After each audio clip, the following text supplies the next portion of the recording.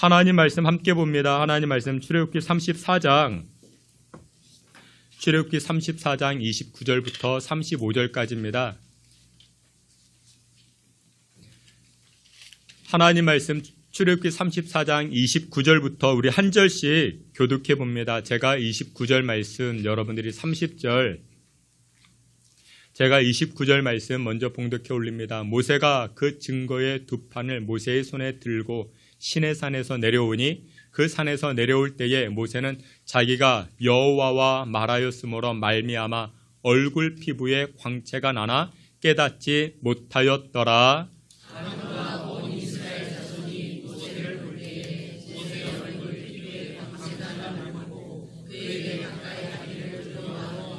모세가 그들을 부르매 아론과 회중의 모든 어른이 모세에게로 오고 모세가 그들과 말하니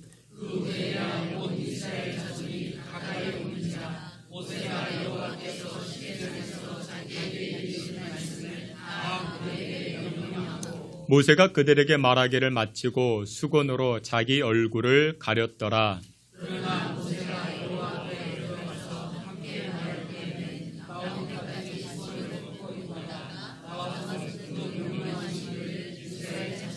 우리 다 함께 봅니다.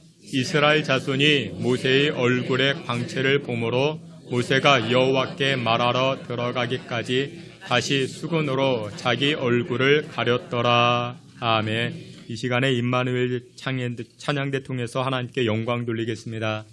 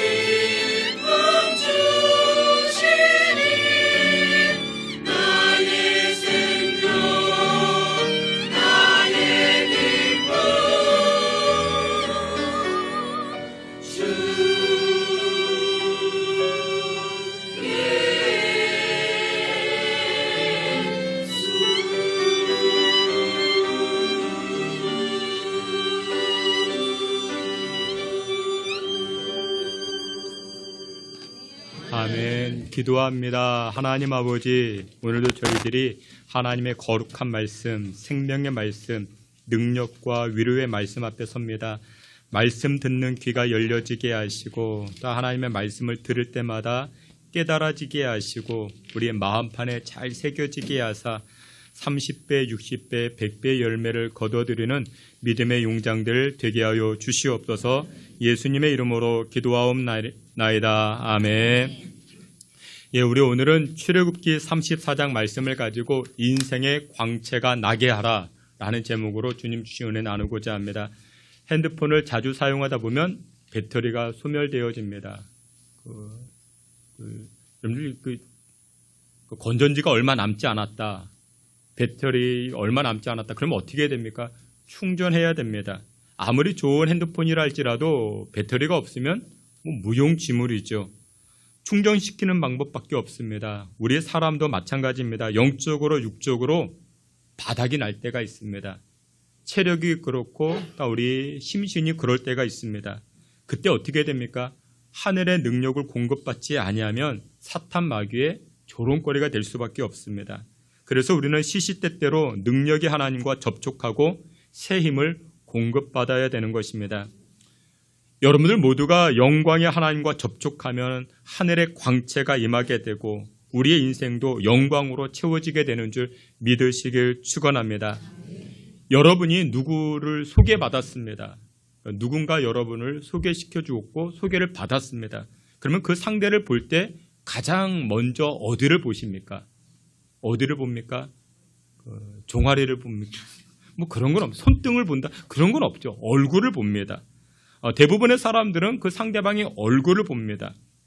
왜 얼굴을 보는가? 얼굴이 바로 그 사람이라 그렇게 말하기 때문에 그렇습니다. 오늘 역사를 돌이켜보면은 별의별 얼굴들이 참 많이 있었죠. 자기 죄를 남에게 핑계했던 이 아담과 하와의 얼굴이 있었죠. 시기 질투로 가득 채워져 있던 가인의 얼굴, 사울 왕의 얼굴이 있었죠. 돈에 눈이 멀었던 가룟 유다의 얼굴도 있었죠. 그런데 또 이런 얼굴도 있죠. 믿음의 얼굴, 아브라함의 얼굴이 그와 같았죠. 용서의 사람 다윗의 얼굴이 있죠. 사명과 복음으로 충만했던 바울의 얼굴이 있습니다.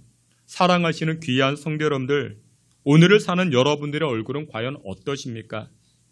잠언에서는 이렇게 이야기합니다. 잠언 15장 13절에 마음의 즐거움은 얼굴을 빛나게 하여도 마음의 근심은 심령을 상하게 하느니라 말씀합니다. 그러니까 우리 얼굴 중에 빛나는 얼굴이 있더라는 것입니다.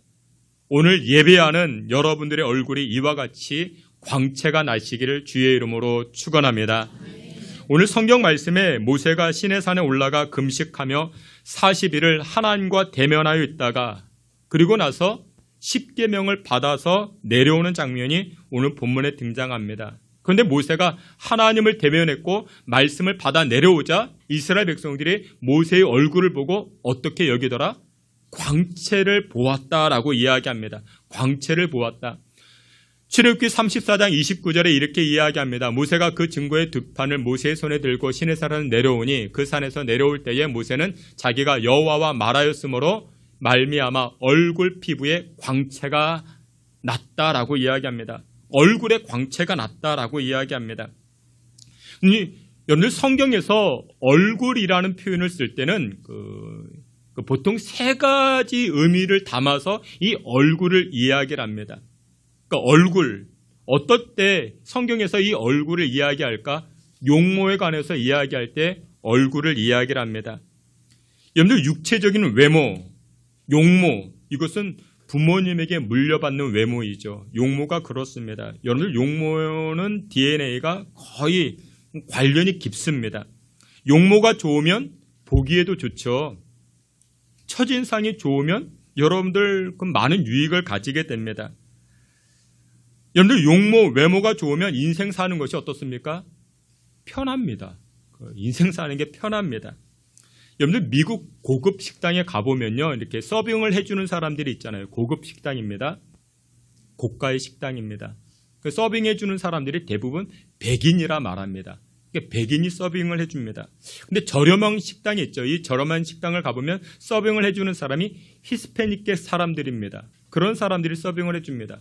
근데 왜 고급 식당에는 물론 이 백인들은 돈을 더 많이 인건비를 주어야 됩니다. 그럼에도 불구하고 이 백인들이 서빙을 하는가? 매출에 관련이 있다 말합니다. 그러니까 용모가 좋은 백인들을 이렇게 채용해서 서빙을 시킵니다. 그러면 그 식당이 더 매출이 올라간다 이야기를 합니다. 외모가 좋으니까, 용모가 좋으니까. 여러분들 우리나라 백화점도 그런다고 합니다. 저희의 백화점 이미지는 그렇습니다. 문을 열고 들어갈 때 젊고 예쁜 아가씨가 이렇게 문을 열어주고 이렇게 안내해주는 저의 그 백화점 이미지가 그와 같았는데, 그런데 그렇지가 않다 합니다. 실제로는 반대라고 이야기를 합니다. 키 크고 젊고 잘생긴 남성이 문을 열어준다 합니다. 그렇다 합니다. 저는 잘 몰랐는데 왜 그런가? 그래야만이 누가 많이 옵니까? 여성 고객들이. 근데 백화점 누가 많이 갑니까? 남성보다 여성 고객이 많이 가죠. 그러니까 매출과 관련이 있다는 것이죠. 여러분들 이것도 용모이죠. 외모입니다. 여러분들 사람들은 용모를 인식합니다. 용모에 반응하죠.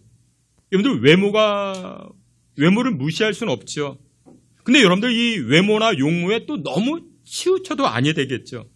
성경에서 용모에 관한 말씀이 등장을 합니다. 사무엘상 16장에 등장을 하는데 사무엘상 16장 7절에 보니까 하나님이 사울 왕을 폐하시고 이새의 가정에 있는 아들들 가운데 하나를 왕으로 기름 붓기 위해서 사무엘 선지자를 이새의 집으로 보냅니다. 그러다 이새의 아들이 8명이 있는데 그 첫 번째 아들 엘리압, 이 엘리압을 보고 사무엘이 그렇게 생각했습니다. 아, 용모 좋다.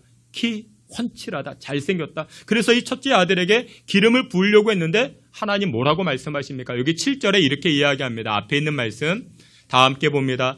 여호와께서 사무엘에게 이르시되 그의 나 여호와는 중심을 보느니라 하시더라. 아멘. 그러니까 하나님은 용모 보지 않는다. 외모를 보지 않는다. 하나님은 우리의 중심을 보신다. 그런데 여러분들 우리는 무엇을 봅니까? 우리는 외모를 봅니다. 용모를 봅니다. 하나님은 중심만 보니까 외모나 용모 아무렇게나 해도 되겠지? 여러분들 그렇지는 않습니다. 용모의 적정 수준, 적정 기준은 가질 필요가 있습니다. 전혀 신경 안 쓰면 안 되겠죠. 그렇다고 또 용모나 외모에 너무 신경 써도 안 되겠죠. 너무 신경 써서 막 성형을 너무 많이 하면 또 그것도 그렇죠. 입술 성형이라는 게 있대요. 입술도 성형을 합니까? 너무 이렇게 하면 또 치우치면 안 되겠죠. 그러면 성경은 이 용모와 외모에 관해서 어떻게 말씀할까요? 그 기준은 무엇일까요? 디모데전서 2장 9절에 이렇게 이야기합니다. 앞에 있는 말씀 함께 봅니다. 또 이와 같이 여자들도 단정하게 옷을 입으며 정절로서 자기를 단장하고 따은 머리와 금이나 진주나 값진 옷으로 하지 말고. 아멘. 여기 보니까 용모에 관해서 말씀합니다. 사도 바울이 이제 에베소 교회 이 디모데 목사에게 이렇게 이제 권면해 주는 겁니다. 어떻게 알아? 외모와 용모는 단정하게 하는 게 좋다. 단정하게 하는 게 좋다.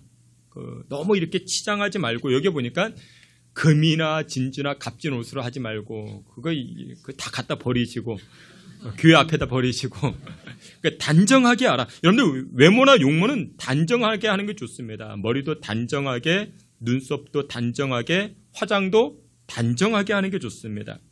여러분들 화장품을 코스메틱 그렇게 이야기합니다. 이 코스메틱이라는 단어가 코스모스에서 유래했다고 말씀을 드렸죠. 헬라어 이 코스모스가 무엇이냐면 세상을 의미합니다.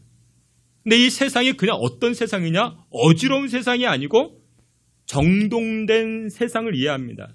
질서가 잡힌 세상. 여러분들 우주가 아름답죠. 우주가 왜 아름답습니까? 질서가 잡혀있기 때문에 아름답죠. 그러니까 여러분들 화장을 예쁘게 잘 되었다라는 것은 무엇을 의미하는가? 화장이 넘치는 것도 아닙니다. 막 빨갛고 파랗게 막 이렇게 넘치는 게 아니고 화장이 적정하게 된 것이죠. 그러니까 얼굴에 질서가 잡히는 게 그게 화장을 잘했다라는 것이죠. 우리 양옆에 계시는 분들 보면서 얼굴 보면서 오늘 질서가 잘 잡히셨네요. 한번 인사하시겠습니다.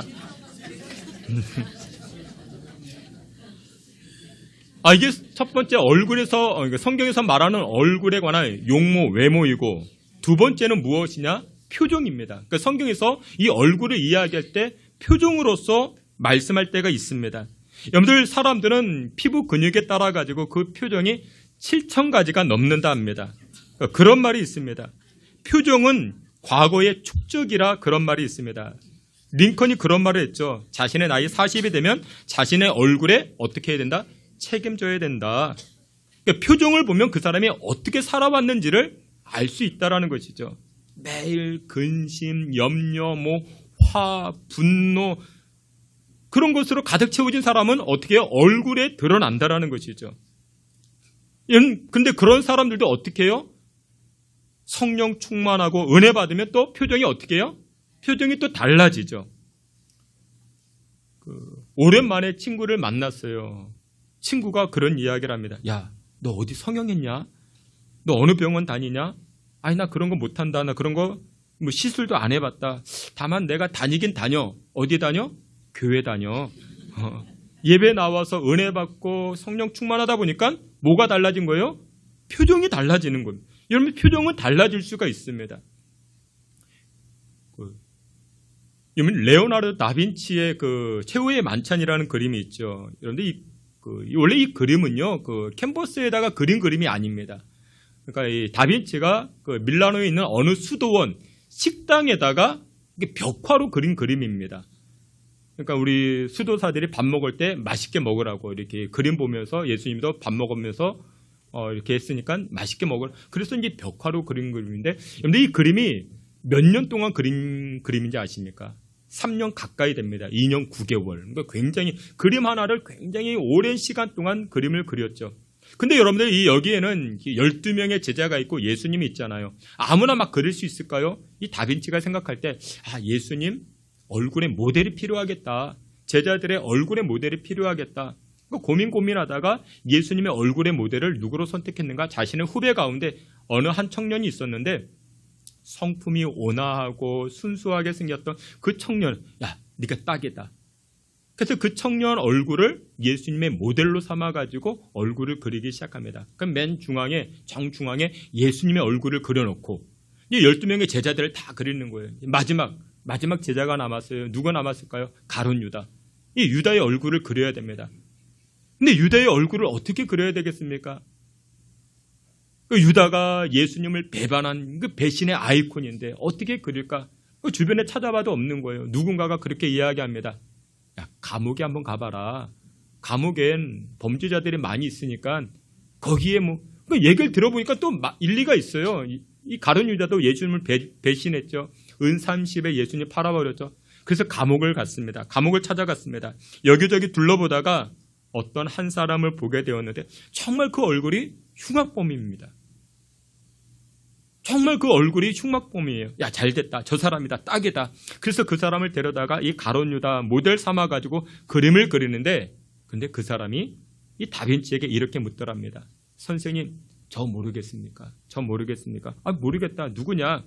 그랬더니 그 청년이 눈물 흘리면서 수년 전 제가 예수님 모델했던 그 청년입니다.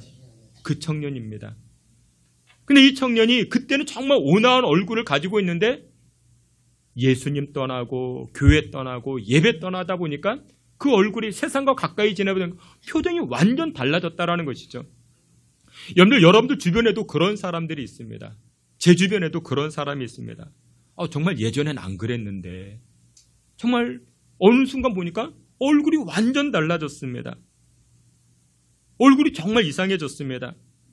어둠의 그림자가 있고 그 예전에 그 밝은 분위기가 없어졌습니다. 알고 봤더니 왜 그랬는가? 예배를 떠나 있습니다. 예수님을 떠나 있습니다. 하나님을 떠나 있습니다. 주님께서 사랑하시는 귀한 성도 여러분들, 은혜 충만하시고 성령 충만함으로 말미암아 예수님 닮아가는 저와 여러분 되시기를 주의 이름으로 축원합니다. 세 번째, 성경에서 얼굴을 묘사할 때 안색이라는 표현을 사용하곤 합니다. 안색.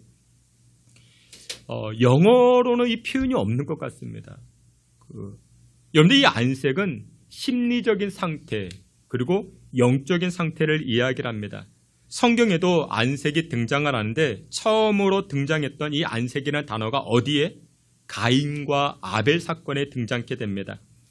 하나님께 제사를 드리던 가인과 아벨, 그런데 이 하나님께서 아벨의 제사는 받으시고 가인의 제사를 받지 아니하였죠. 그러자 가인의 얼굴이 어떻게 됩니까?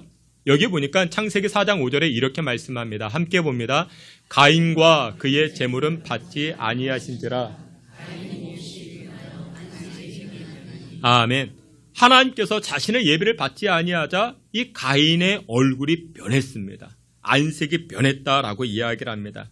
그러자 하나님께서 이 가인에게 이렇게 이야기합니다. 야, 가인아, 너 안색이 왜 그러냐? 너 왜 얼굴이 달라졌냐? 이렇게 묻습니다. 그러면서 하나님께서 이 가인에게 이렇게 이야기합니다. 창세기 4장 7절 함께 봅니다. 내가 선을 행하면 어찌 낯을 들지 못하겠느냐? 선을 행하지 아니하면 엎드려 있느니라. 죄가 너를 원하나 너는 죄를 다스릴지니라. 아멘. 안색이 변한 가인에게 하나님 말씀하십니다. 너는 죄를 다스려야 돼. 그 얘기가 무엇이냐? 마음을 다스린다라는 것은 이 가인의 마음에 시기심과 분노와 그 혈기가 가득하니까 얼굴이 달라졌다라는 것입니다. 그래서 이 안색은 무엇과 연결이 되어지는가? 죄와 연결이 되어집니다.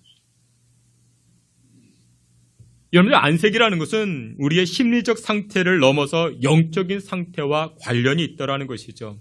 우리 마음의 시기심, 분노, 열등감, 욕심 이런 것들로 가득 채워지면요, 안색이 안 좋아집니다.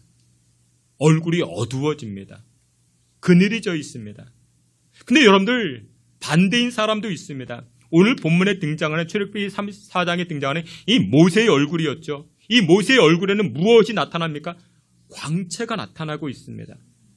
모세는 40일 동안이나 시내산에 올라 하나님과 대면하였고 하나님의 영광을 대면하니 하나님의 영광의 광채가 자기에게도 나타나기 시작했다라는 것입니다. 사랑하시는 귀한 성도 여러분들, 오늘 이 하나님과 이 온전한 교제를 통하여 여러분들의 얼굴에도 여러분들의 인생에도 하늘의 광채가 흘러넘치시기를 주의 이름으로 축원합니다. 그러면 구체적으로 모세의 얼굴에 광채가 생긴 이유가 무엇이었는가? 첫째는 이것입니다. 모세는 하나님과 교제합니다. 하나님 접촉합니다. 28절 말씀에 이렇게 이야기합니다. 출애굽기 34장 28절에 모세가 여호와와 함께 40일 40야를 거기 있으면서 아멘.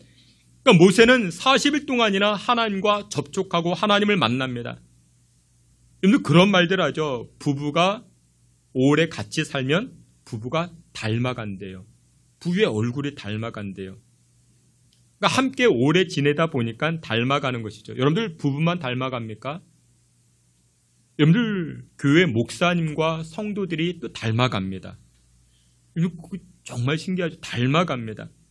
여러분들 그래서 내가 좋은 사람이 되기 위해서는 여러분들 적극적으로 좋은 사람 찾아다니셔야 됩니다. 좋은 사람과 함께 교제하다 보면요, 나도 좋은 사람이 되는 겁니다. 믿음 좋은 사람과 함께 지내다 보면 나도 믿음 좋아지고 성령 충만한 사람과 함께 지내다 보면 나도 성령 충만해지는 것이죠. 오늘 본문에 보니까요, 이렇게 이야기를 합니다. 모세는 자기가 여호와와 말하였으므로 말미암아 얼굴 피부에 광채가 났다라고 이야기합니다. 얼굴 피부에 광채가 났다. 여러분, 모세의 얼굴에 광채가 났던 이유가 무엇이었는가? 하나님과 접촉했기 때문에, 하나님을 만났기 때문에, 하나님과 함께했기 때문에. 여러분, 시편 기자는 이렇게 고백을 합니다. 내가 하나님의 집에 문지기로만 있어도 좋습니다. 하나님의 집에 문지기로만 있어도 좋습니다. 시편 기자는 그렇게 고백을 했는데 이 모세는 어땠습니까? 하나님과 직접 대면한 사람이었습니다. 그 얼마나 기가 막혔겠습니까? 하나님과 접촉하고 하나님을 만나니 그의 인생에 얼굴에 광채가 나기 시작합니다. 주님께서 사랑하시는 귀한 성도 여러분들, 이번 한 주간도 버스를 타시던지 또한 여러분들 집에 계시던지 무엇을 하든지 여호와 하나님과 접촉함으로 말미암아 여러분들의 인생과 얼굴에 광채가 흘러넘치시기를 주님의 이름으로 축원합니다. 두 번째로 이 얼굴에 광채가 났던 이유가 무엇이었는가? 이 모세는 하나님의 말씀을 받게 됩니다. 하나님의 말씀을 소유하게 됩니다. 그러자 그의 인생에 광채가 납니다. 28절 말씀, 우리 앞에 있는 말씀 다 함께 보겠습니다. 모세가 여호와와 함께 40일 40야를 거기 있으면서 떡도 먹지 아니하였고 물도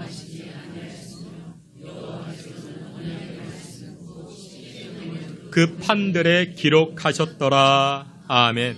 모세는 지금 40일 동안 하나님과 함께하였고 또 내려올 때 하나님의 언약의 말씀을 받아 가지고 오게 됩니다. 이 언약의 말씀, 이것이 십계명이었죠. 여러분들 십계명은 율법을 상징합니다.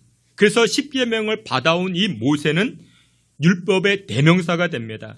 근데 여러분들 여기 보세요. 율법을, 하나님의 말씀을 받아 내려오는 이 모세의 얼굴에 광채가 납니다. 여러분들 율법이라는 것은요, 쉽게 이해하자면 가드레일로 이해하시면 됩니다. 여러분들 강원도 산길을 운전해 갑니다. 그러면 조금만 옆으로 가도 낭떠러집니다. 그래서 떨어지지 말라고 이 산길에 무엇을 해두니까 가드레일을 설치해 두었죠.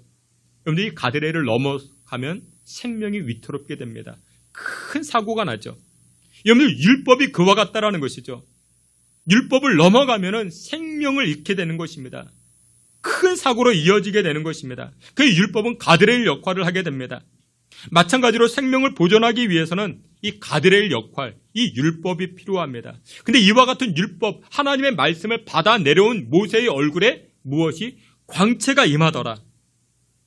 여러분들 하나님의 말씀, 이 율법만 잘 지켜도 우리 인생에 광채가 납니다. 빛이 나게 되는 것입니다. 그래서 나중에 이 사도 바울이 고린도후서에 고린도 교회에다가 이 모세의 광채에 관해서 이렇게 이야기합니다. 앞에 있는 말씀 고린도후서 3장 7절 함께 봅니다. 돌에 써서 새긴 율법 조문의 직분도 영광이 있어 모세의 얼굴에 없어진 영광 때문에도 그 얼굴을 주목하지 못하였거든. 아멘. 여러분들 여기 보니까 모세가 율법을 받아 내려왔는데 그 얼굴에 광채가 났습니다. 근데 그 광채가 어떤 광채더라? 이렇게 이야기합니다. 모세의 얼굴에 없어질 영광 때문에 말씀을 받아 내려오는 이 모세의 얼굴에 광채가 났는데 그 광채는 오래가지 못했습니다. 여러분들 교회 안에도 말씀을 전하는 직분자들이 있죠. 말씀을 담당하는 직분자들, 교사 선생님들, 성경학교 교사 선생님들, 이렇게 목사님들, 여러분들 광채가 나지 않습니까? 광채가 나야 되는데, 여러분 하나님 말씀만 전해도 광채가 임합니다. 여러분들 하나님의 일하심과 하나님의 역사를 노래하는 우리 찬양대도 여러분들 보면 광채가 나지 않습니까? 그러니까 광채가 납니다. 근데 그 광채는 어떤 광채라고요? 금방 사라질 광채라고 이야기를 합니다. 사라지는 광채. 그래서 나중에 사도 바울이 이렇게 이야기합니다. 고린도후서 3장 8절 9절에 이렇게 말합니다. 다 함께 봅니다. 하물며 영의 직분은 더욱 영광이 있지 아니하겠느냐. 정죄의 직분도 영광이 있은즉 의의 직분은 영광이 더욱 넘치리라. 아멘. 여기 정죄의 직분이 등장을 하는데 이 정죄의 직분은 바로 율법을 이야기를 합니다. 그러니까 율법을 받아 내려와도 율법만 가지고 있어도 광채가 난다. 근데 그것보다 더 큰 광채가 있는데 그 광채가 무엇이다? 영의 직분. 이 영의 직분이라는 것은 바로 예수님을 소유하는 것입니다. 예수님만을 증거하는 것, 예수님만을 접촉하는 것, 그것이 바로 영의 직분이라 이야기합니다. 이 영의 직분을 소유하게 되면 어떤 일이 벌어지는가? 영원토록 그 영광의 광채가 사라지지 아니한다라는 것입니다. 지금 바울이 그 얘기를 하고 있습니다. 여러분 그렇습니다. 우리 인생 가운데 영광의 광채가 일시적으로 흘러가는 게 아니라 영원히 임하는 비결이 무엇이냐? 예수님으로 충만한 것입니다. 예수님으로 충만한 것. 모세는 구약을 대표합니다. 모세는 율법을 대표합니다. 십계명은 율법입니다. 하나님의 말씀입니다.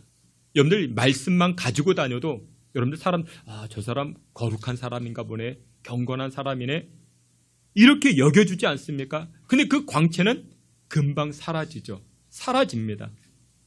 그러나 우리가 예수님과 접촉하고 또 예수님과 한 몸 이루고 예수님 한 분으로 만족할 때 그때 예수님 부어주시는 무엇이 있다? 생명의 빛, 영광의 빛이 그 광채가 충만하다라고 말씀하고 있는 것입니다. 그래서 요한복음 8장 12절에 이렇게 이야기합니다. 앞에 있는 말씀 우리 함께 보시겠습니다. 예수께서 또 말씀하여 이르시되 나는 세상의 빛이니 나를 따르는 자는 어둠에 다니지 아니하고 생명의 빛을 얻으리라. 아멘. 여러분들 여기에도 이렇게 말씀합니다. 내가 빛이야. 그리고 나를 따르는 자는 어둠에 거하지 아니하고 생명의 빛을 얻으리라 말씀합니다. 예수님을 접촉하고 예수님과 한 몸 이루고 예수님으로 만족할 때 우리가 어떻게 된다? 우리의 인생에 광채가 나기 시작합니다.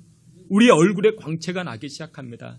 여러분들의 자녀가 빛이 나는 인생으로 살게 되는 줄 믿으시길 축원합니다. 여러분 이처럼 우리가 예수님을 붙들고 예수님을 접촉하게 되면 흑암의 인생이 아니라 광채 나는 인생을 살게 됩니다. 그러면서 사도 바울은 고린도후서 3장 17절에 이렇게 이야기를 합니다. 주는 영이시니 주의 영이 계신 곳에는 자유가 있느니라. 그러니까 이 얘기는 무엇이냐? 예수님을 영접하는 자들 빛의 역할을 감당케 되고 빛이 나면서 얻는 유익이 무엇이다? 자유함을 얻는다라고 말합니다. 자유함을 얻는다. 여러분들 예수님은 율법을 폐하셨습니다. 그리고 우리에게 자유를 주셨습니다. 예수님과 접촉하게 되면 인생의 광채를 누리는 뿐만 아니라 자유를 얻게 됩니다. 근데 자유가 무엇일까요? 어떤 자유일까요?